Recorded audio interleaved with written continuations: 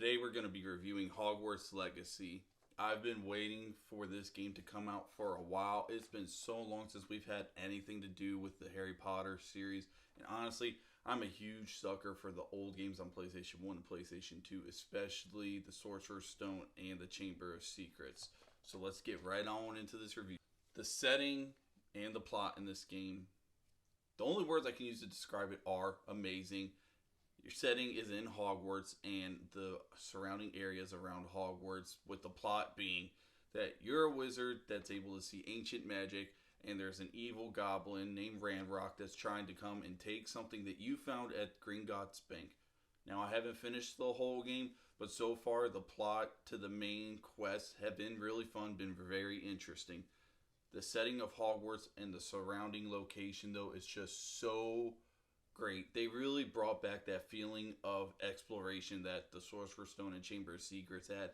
But this time, it's on a huge scale. I mean, the map that you get to use for in-game is massive, folks. I think this might be one of the biggest open world games we've had yet. I thought Arkham City was big.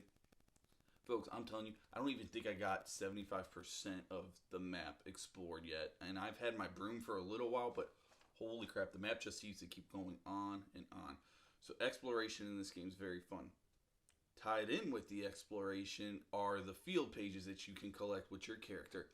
I have the most fun in this game trying to go find locales from the movies that I recognize and trying to get the field pages. For example, you can get the Chamber of Secrets.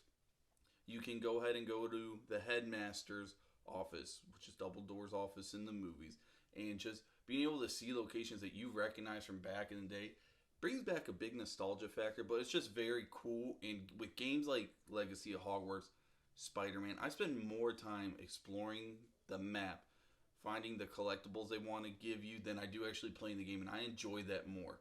So the exploration in this game is fantastic. The other big thing that, everybody was looking forward to in this game was the combat. Your spells and combat, it's very fun. A lot of people says it reminds them of Dark Souls or Elden Ring because you can do your rolls, you can do your counters. To me, though, it feels more like a blend. For me, the Arkham games mixed with The Witcher 3. Being how you can use other tools like plants, potions mid-fight. You can go ahead, you can dodge, you can roll. You have enemies that take more damage with certain types of spells that you use, which includes variety in the game. And it doesn't feel like every encounter you have with an enemy feels the same. That's very cool. And as far as the spell casting goes, I was nervous when I saw how they set the spells up and how you can set your set list in each spell. And you get 4 set lists to assign spells. And I thought, oh man, this isn't going to be good during combat. But they actually did a very good job flowing between your set list of spells in a fight. It's very smooth. It's not clanky. And I'll be honest, it's pretty enjoyable, especially when you can hit a spell counter, like switching between some of your tiers, like hitting somebody with Leviosa, hitting them with Defendo, cutting them in half. It feels very rewarding. The combat's very fast, fun. It feels pretty smooth for the most part. There's been one or two little glitches in the game or a couple lags where I get stuck and I'm frozen and something, but hasn't happened very often. So the combat in this game, very rewarding, very fun. With the combat, I'm going to talk about the enemy types. You have a bunch of different enemies. You got your dark wizards, dewbogs, you have poachers, which are essentially dark wizards, and then you got, they had to bring them in the game, unfortunately for me, the giant ass spiders. And if you know me, folks, I'm arachnophobic. I don't handle spiders well. I am actually in line right now to do the quest where you have to go get the dude's locket out of his pocket who tried getting the Arachomantula venom, and it's just like crap. Like, they're creepy as hell, man. I'll be honest. When they dig underground and pop up right beside you, there's been a few times I've probably let out a little high-pitched scream. No biggie, but I do sweat when I come up to the spiders. And I knew they were going to be in there just because the Forbidden Forest is in there, but of course. Why spiders? Why couldn't we follow the butterflies? Which is actually a quest in here, side quest, which is pretty funny. One thing that's cool in this game that lets you kind of get away from the quest grinding, side quest grinding, and just fighting enemies is the Room of Requirement. The Room of Requirement allows you to kind of play a little bit like The Sims. You get to set up this room how you want to put stuff like herbology tables, potion tables, so you can brew your potions, harvest your plants. And then also, when you get past a certain point, you get to collect beasts and put them in a little sanctuary. That's pretty cool. It kind of turns into, a lot of people say, farming simulator, which is kind of cool. It breaks off from all the action pack and lets you just kind of relax and groom your beast. You can name your beast what you want, which I think is fun. I got a few people in there named Hank, which is pretty fun just to see like a puffskin come up to you like, "What's up, Hank?" So that part's cool. I enjoyed that. You get to brush them, you can feed them, and it helps you get other materials like feathers and fur off them that you can use to put into your wizard's clothing to help you get your traits. That's pretty cool. Allows you to make your character. Essentially, how do you want to make them? Side quests. Now, for a lot of these open world games like this, side quests can feel very repetitive and feel grindy. I'm happy to say, actually, with Legacy of Hogwarts, the side quests in this game are all pretty different. Yes, it's your typical go over here, fetch me something I lost, somebody took this, can you help me find this? But for each person I've encountered so far, it's never really been the same. It's been a little bit of difference in between, which is pretty cool. Like I mentioned earlier, I got this giant spider I have to go get somebody's locket from. I'm not looking forward to it. So the side quests are fun. Also, with that being said, they pop up at different intervals in the game. So like side quests like for Sebastian Solo, when you gotta get these curses to learn, the unforgivable curses, they are so much fun. Oh man, his side quest. As soon as I see his side quest pop up, I don't care if I'm in a main quest. I drop what I'm doing.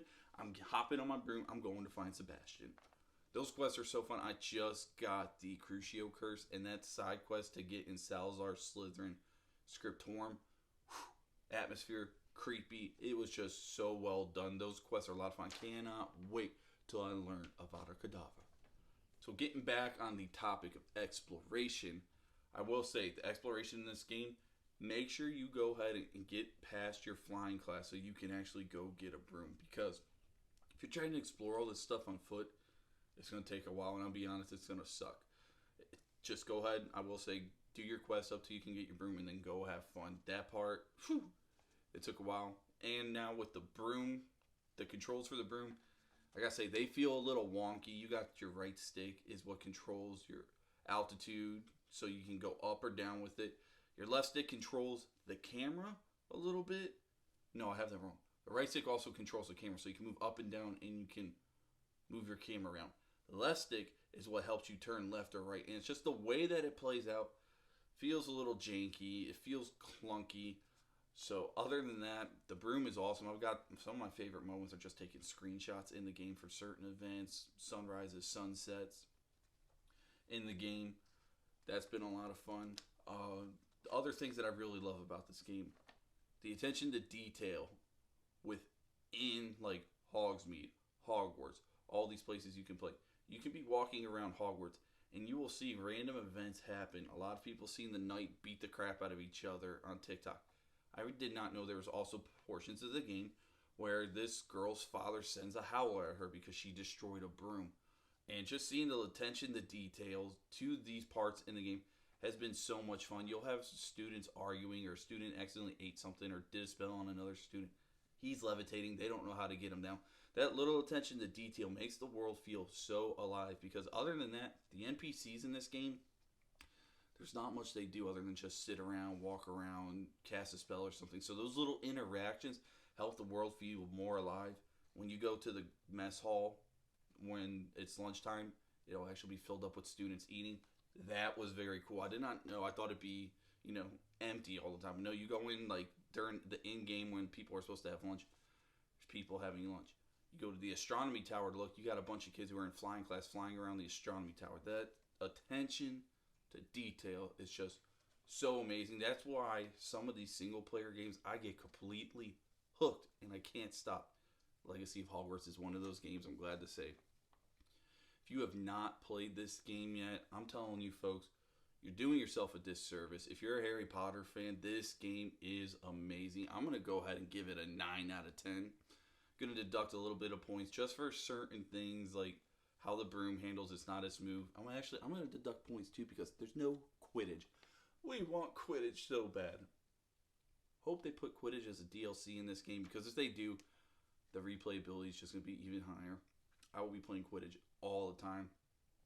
The replayability in this game is massive. I mean, you got 4 different houses. You can pick which houses. I fell for the little trap that they said that certain houses had more missions than others.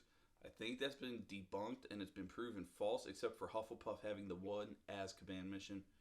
I'll definitely be going doing that. Right now I'm in Gryffindor because I thought there'd be more missions for him. So I'm a nice guy in Gryffindor. I will be playing Slytherin. I will be a douchebag when I go to Slytherin. And then who knows when we do Hufflepuff and Ravenclaw. I really want to go to Ravenclaw because I think their common room is the best. But like I said, this game, 9 out of 10. Blown away. It lived up to all my hype, and I was nervous because the amount of hype this game was getting, it was like, oh man, is this going to be like No Man's Sky? The developers coming out. If you see something over there, you can travel to. It's like, yeah, okay, sure. No Man's Sky is the same thing. Nope. You see it, you can get to it. So, thank you so much for the developers. Made a terrific product in the Legacy of Hogwarts. Go ahead, play it. Thank you all for tuning in for this episode of Coda's Cove. I appreciate all the support we've been getting. Hey, you want to do me a favor? Be a friend. Tell a friend. Come join the Cove because the water's fine, baby. Thanks.